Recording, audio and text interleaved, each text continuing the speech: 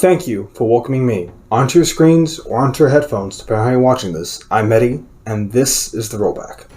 Folks, I'm here to talk to you today about John Wick Chapter 4, aka maybe the best action film ever made. And as you can tell, I'm dressed for the occasion.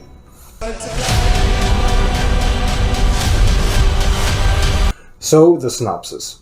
As the price on his head increases, legendary assassin John Wick seeks to take his war against the high table global, everywhere from New York to Paris to Berlin and Japan. So the pros, there's a lot of them, and I'm going to try to include everything on this discussion. I'm not going to hit everything. I can almost guarantee it, but I'm going to try to hit as much as I can. First thing we can start off with is the fact that the locations. Everything is beautifully shot. The cinematographer for this, he's helping to develop a movie based on ghosts. I know I'm not pronouncing it correctly. Tanami? I know I'm not pronouncing it correctly. I haven't played the game. It's a famous video game. I'll try to point it out here. But anyway, he is directing a film based on that video game. And if the cinematography from this film is anything to go by, it's gonna look beautiful. Absolutely stunning. The locations and neon lights everywhere, everything just looks great. I think I mentioned this in Dune as well. Dune, I'm sorry.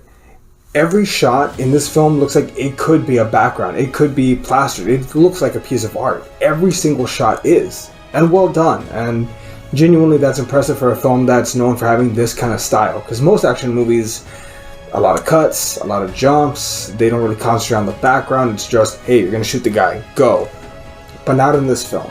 In this film, and in the whole John Wick franchise, it's all about style. It's how everything looks and is presented. They take great care, and that's shown even in this latest chapter. So why hold back? The action sequences are incredible in every capacity. And see, the thing is, no one expected them to continue to elevate. The initial John Wick was great because it had something called Gun Fu, which is something that wasn't very well known. John Wick kind of made that famous. You could see it breaking into other films. From there, in John Wick Chapter 2, they elevated the action. More bodies, more death, more destruction, more prep, bulletproof suits. They elevated. Part 3, they incorporated what? Dogs. There was more action, obviously, and there was that 2-on-1 fight. But again, this film feels like everything gets more elevated. They have a weapon with dragon's breath. They have legitimate sword fights. We have a blind assassin in Donnie Yen, which looked incredible in every capacity. The action sequences in this film are genuinely to die for. This film, some people lamented the runtime, the fact that this film was, I believe, 2 hours and 45 minutes. Apparently, there's a 3-hour, 45-minute cut of the film. I would want to see that because this film looked incredible. The action was great. I would want to see a longer take. I'm just saying. Also, real quick, shout out nunchucks. I've never seen nunchucks used in such a great way as what John did. Genuinely, Michelangelo, take lessons, Mikey. This is the way you do it. Awesome. I want to give a real quick shout out. I don't know if everyone's going to see this, but there's a point in Paris where they're in an abandoned building. John manages to get his hands on the Dragon's Breath guns. Basically, it's a shotgun that kind of also shoots flame pellets. It'll set you on fire if it doesn't kill you. Basically, you're going to die one way or another. But the action sequence where he uses it, it's almost like from top down, like a video game. But you see him, gunplay, going around, wrestling, fighting. It's a great action sequence all the way around. And I don't think it was broken. That or the cuts were very clever because I didn't catch any of them. But this sequence goes on for, I think, like at least 2 minutes, maybe, of him just going in and out of buildings. But again, the shot is from the top and it looks incredible. And that's just one example of the amount of prep that they put into this frankly amazing film. Lockdown was good for them because they probably plotted out every single scene in this film in detail, and it shows. There's a laundry list of great characters in this. And look, I'm not trying to be overt in comparing John Wick 4 to The Godfather, which I'm not going to call it the best film of all time, but I will say this. The Godfather, I think partially is very well known because of its wide cast of characters. You know all the characters from The Godfather. They all are very distinct. From Michael to Vito to Sonny to Fredo to not Don, Tom, my apologies. From Kay to everyone in between. Like, you know these characters by name. So I think it speaks volumes that in this film, they have such a laundry list, such a wide cast of great characters that you come to enjoy and respect, even though they don't have a lot of screen time. In particular, Akira. I'm looking forward to her being in, not Akira, Arika? I believe that's the correct pronunciation, Arika. I believe she's going to be in John Wick Chapter 5, and I'm looking forward to that, to her spinoff. Also, possibly Donnie Yen, Kane might be getting his own spinoff. You will get there in a minute, but that said, the cast of characters in this film is outstanding.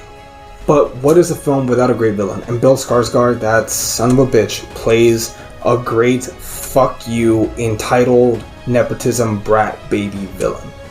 He's a bad guy who has all the backings behind him. He has the money. He has the high table giving him whatever resources you need. Just put John Wick down. And this son of a bitch goes for it. He's arrogant. He's doesn't respect, I guess, the old ways in an arrogant fashion. There's a certain amount of we're going to move forward, but also having respect. And this kid is just a loudmouth. I don't know. It's just, he's a villain and he plays a villain. There's one particular scene where he's like pouring sugar into his tea, and just the sound that the spoon makes against the glass is just like irritating. Like, just on a cellular level, you hate this guy. So when he finally gets put down, it's very satisfying. There's also a lot of themes going on here, in particular friendship and brotherhood. These people that help protect John, his friends, his old friends, who try to keep him safe, whether it be in Japan, whether it's reestablishing himself in Berlin with his family, with the old, I think, Aruska family? I might be wrong.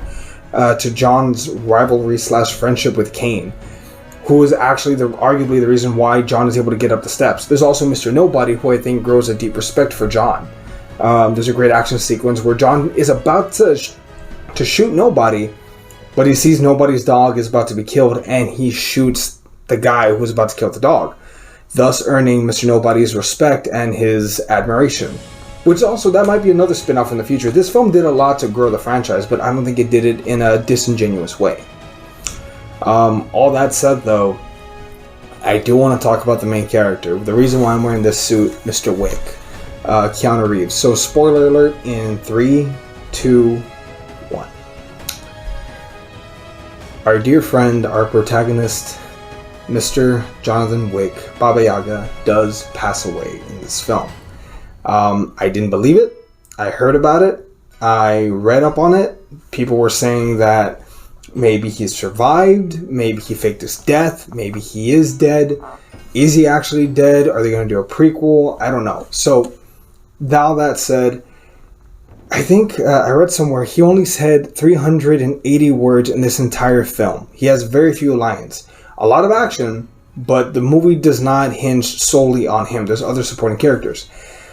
All that said, though, John Wick, and I'm going to work on a larger video, actually. I think it might be my first video essay. I'm going to analyze the John Wick series. So I'll cover a lot more in there, but to sum it up, John Wick is probably my favorite action hero, period. I'm not including superheroes in this, but even then, John Wick's death probably got me harder than Captain America, Iron Man dying.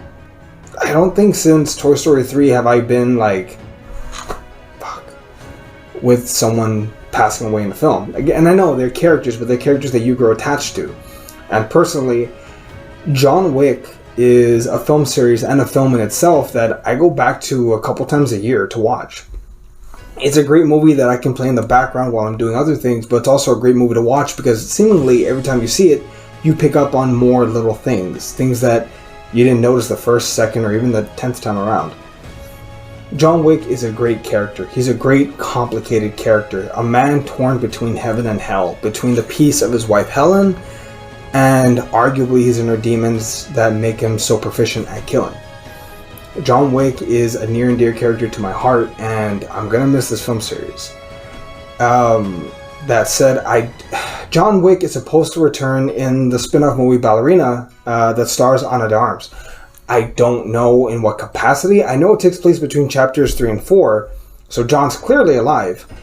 But speaking for myself, I'm really hoping if they do chapter 5, more than likely it'll be a spin-off. But hear me out. Quick pitch, hear me out. What if John Wick Chapter 5 is an epilogue? What if, an epilogue, but also serves as a prologue? What if John Wick Chapter 5 is where we see John accomplish his impossible task? Take it back to square one. The night that John killed, I think it was, as I understand it, his impossible task was he killed, I think, the heads of 5 families in a single night by himself. This is how Santino apparently helped him accomplish this task so he could get out. Remember the marker in John Wick Chapter 2. So what if Chapter 5 is him meeting Helen, realizing he wants out, and what it takes? Some minor de-aging tech might work, or he could just be clean-shaven. He'll look younger like that, maybe shorter hair. Like, it'll be the John Wick that we get to know. We could reestablish his connections with the Continental. Hell, the opening could be him in John Wick Chapter 3. Remember Sophia, Halle Berry's character? Remember how John helps get her daughter out, and that's when she owes him a marker? Maybe that could be the opening scene. John getting her daughter out.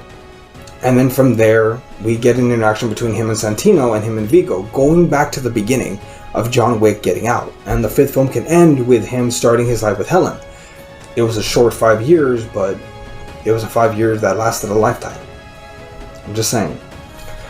That said, this film has a lot of takeaways. Very much, they said it was inspired by samurai stories. The story of a man who's at peace with his death coming. He knows it's coming, it's just, and to quote a bunch of other characters in the franchise, on my terms. I will die my way. That's not just Gianna de Antonio that says that. Marcus says it in part 1 as well. It's a theme, having control over your life. John Wick, he dies in a duel. He allows Kane to kill him to save Kane's daughter, because John Wick has a code. He tries to help when and where he can. But with the Marquis de Gramont, with Bill Skarsgård thinking, oh, I want to be the one to kill John Wick. I want to be the arrogant son of a bitch. John still has a round in the chamber. He allows Kane to kill him, to shoot him, but he gets one shot and kills the Marquis, and thus earning his freedom. John Wick dies a free man on the steps of a church, again torn between heaven and hell. Complicated, but in his final thoughts, as he slowly drifts away, his last thoughts are of his wife Helen. It's beautiful if you think about it. And John Wick is finally laid to rest, finally knowing peace.